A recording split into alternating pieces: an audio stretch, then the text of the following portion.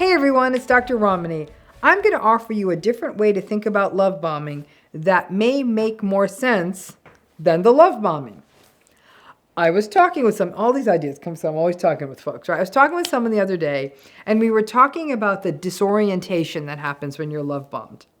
This was an event where there were many survivors of narcissistic relationships there.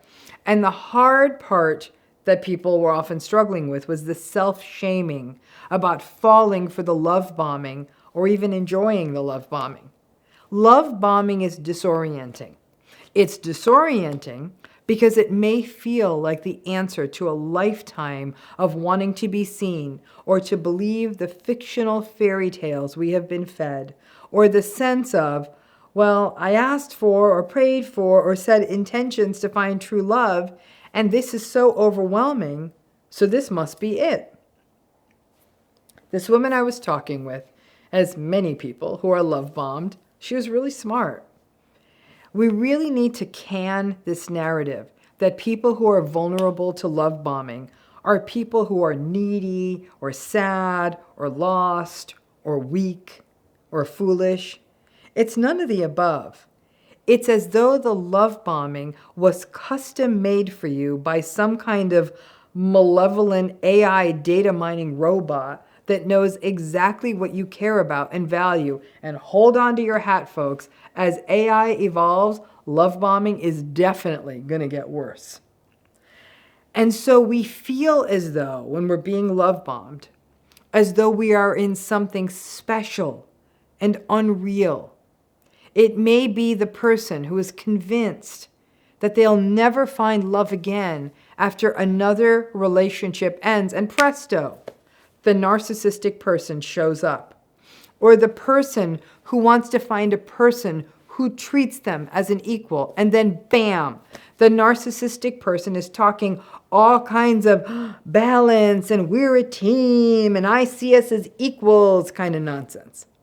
Or the person who loves to travel, and the love bomber says, hey, let's get out our backpacks and see the world and homeschool our kids in an RV.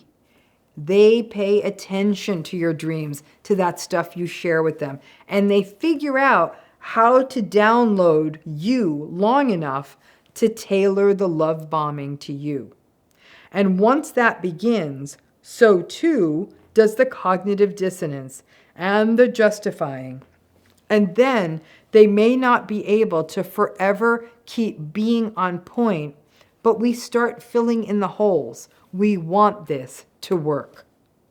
The analogy that hit me is that being love bombed is like driving into the sun. At that particular hour of sunset or sunrise, when the sun is positioned in the sky and over the road at such an angle that you can't really see. You're doing a lot of this. It can actually be quite dangerous because you may not adequately be able to see around the next corner or too far ahead or the car ahead of you, but it's dazzling, right? It's the sun, it's the setting sun, it's rising sun, and we keep trying to see things clearly despite this big, bright sun blinding us. Love bombing is like that sun. So bright that we can't see anything else. And when we can't see anything else, it's dangerous. We may drive into someone or crash our car or miss a turn, or really miss a turn, like flip our car. And interestingly, when we drive, we have options. We may bring down the sun visor or put on sunglasses, and in most cases, we slow down. In Los Angeles, when you're driving down the eastern or western kind of directed freeways at sunrise or sunset at certain times of year, the traffic slows down significantly because of the glare, and sometimes people will run into each other. And we slow down, though, so we don't crash because we can't see. And then we get a little bit relieved when the sun goes behind a building or behind a cloud, or we go around a corner and don't have that sun coming right at us. So we actually have this more figured out with the sun than with love bombing because it kind of has the same vibe. We are blinded.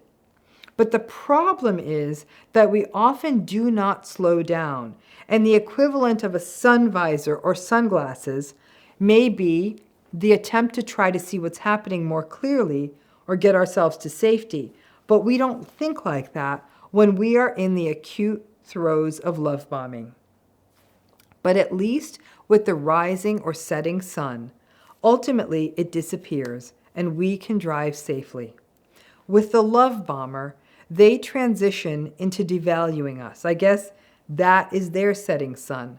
The challenge is that when the sun sets or rises higher, we are relieved because we can see clearly. When the love bomber starts to devalue us and the bright light is no longer in our eyes, we tend to wonder what we did wrong. But if you could hold on to that analogy of the bright light in your eyes that can leave you feeling like you can't see a thing while you're driving, and you kind of hope that sun will go behind a cloud or a building, even though the sun is gorgeous, you need to be able to drive.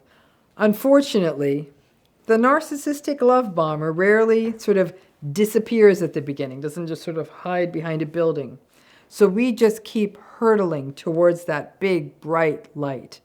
And in this case, unlike on the freeway where we would crash into someone else, instead what happens is we crash ourselves.